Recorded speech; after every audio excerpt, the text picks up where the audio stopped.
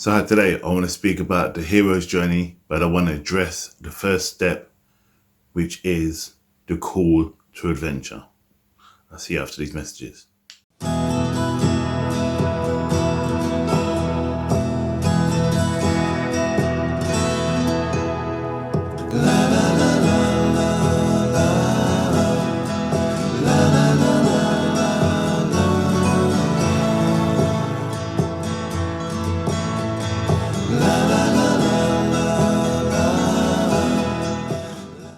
So today I want to speak about the hero's journey, but the call to adventure. And welcome back. Namaste. Thanks for joining me. Well, the call to adventure is the beginning of your journey. It's probably the most important one and the most challenging because it taps into the parts of you which causes a lot of fear, and a lot of people run from that and don't like change.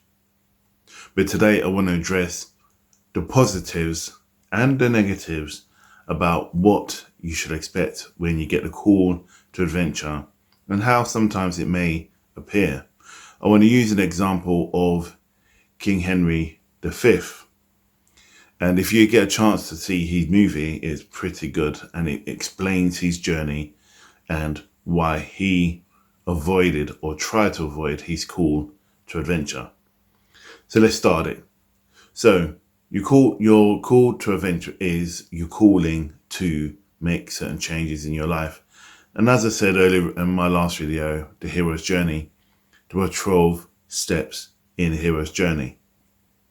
But I won't get into that right now. I'll put a link above with the link to the other video. But today is about the call to adventure. The call to adventure, as I've mentioned before, is people fear it because it's a new dawn. It's a new beginning. It makes you look at yourself and that you could have to face your darkest fears. It's when you need to climb that mountain when you're afraid of heights, when you have to learn to swim when you can't swim, when you have to learn to say hello to that girl that you've always adored when you fear rejection. But that call to adventure sometimes comes subtly. It's not always a burning bush like Moses got when he had to go and save the Israelites from Egypt. It sometimes comes as a soft voice which is constantly just saying to you, now's the time to make that change. And as I mentioned earlier on, King Henry V had that call to adventure. Now, his father had two sons. One was called Thomas, one was called Henry. Now, Henry was the first in line. He was a Prince of Wales. He basically was a ladies' man. He was always in around gallivanting, having fun times. But he knew eventually the call to adventure would be that he had to become king when the king died.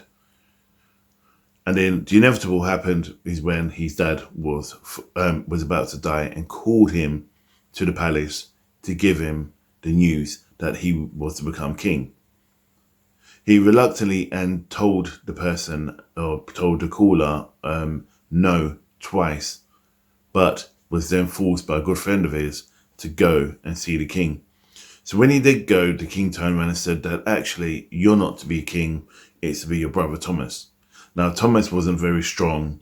He just wanted to honor his dad and just become king in order to be like his father, but he didn't have the guts of a warrior like he did back in the days of the 14th century when they both lived.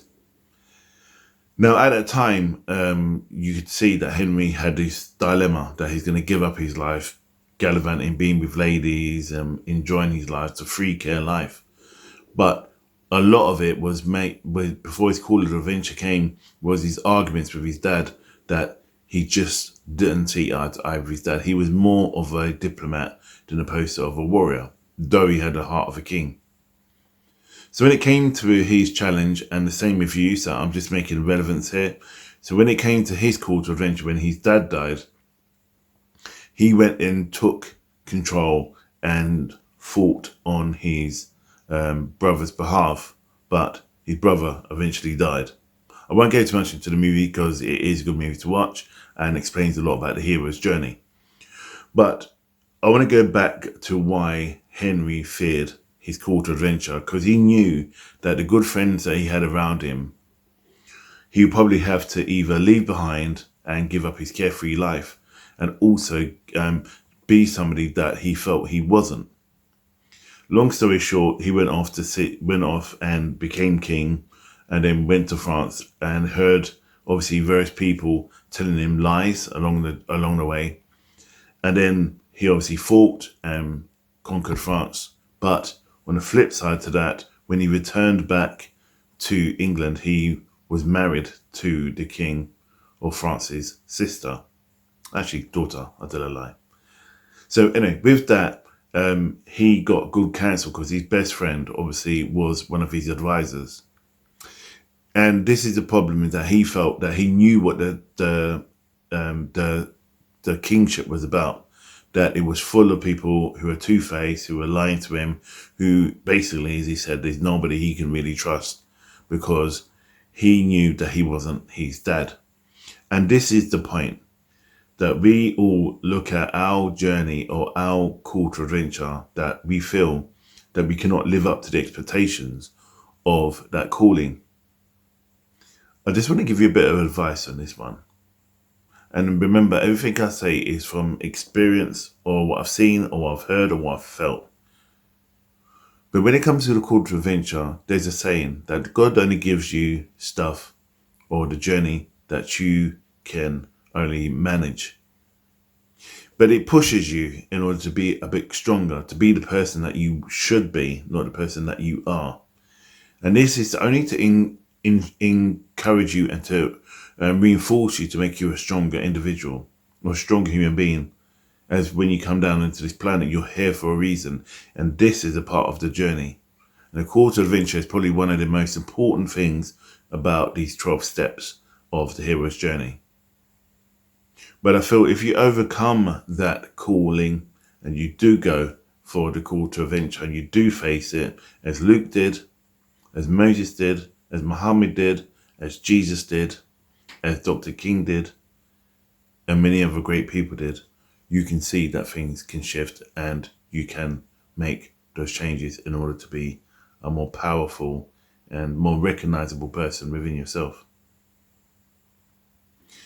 And again, the call to adventure is not a dark thing. It's not something to make you weak. It's not something that is to de-skill you. It's empower you. It's when you're empowered, you can help other people around you. This is the important thing about the calling and the call to adventure. It is about not just empowering you, empowering others around you, because they see how powerful you become, or I should say, how skilled you become. And I love the line which Yoda said, wars that make people great. Now, your greatness comes from what you achieve in your life. And remember, as I said, that those 12 steps and that hero's journey is a continued process. It's not just happens once, it happens many times. That's what makes you great. Not necessarily what you instill on people, it's what you become within yourself and how you feel empowered to move forward. And when you become empowered, others can see how strong you become, and therefore they become empowered as well, and they make steps. I mean, in my own life, I've been through many calls to adventure, and a lot of the times I was fearful, very fearful, even though I've done it many times, things are changing. So as I move up, the call to adventure comes back around again, and I move on to the next.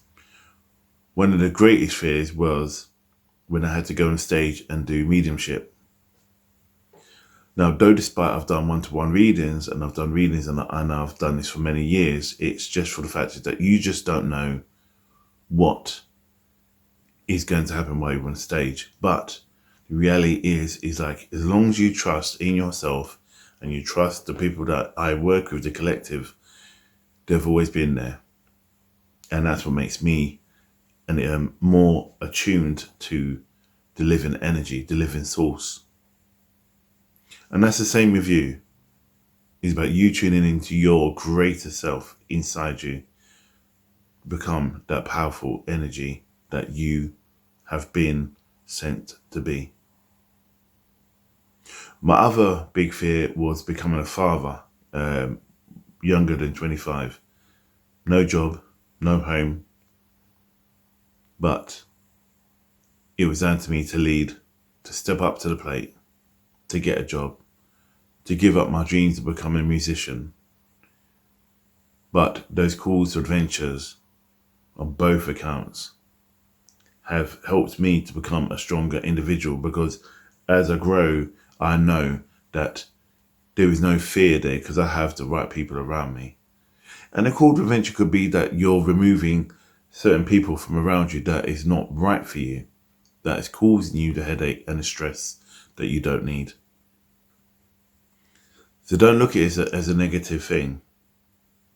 There's an amazing community out there of people that are going through this cycle and that are growing and developing because of it.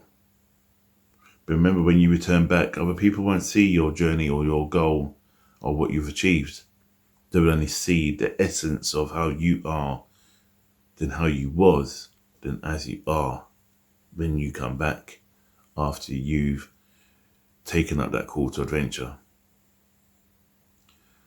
I like to invite you to take that step.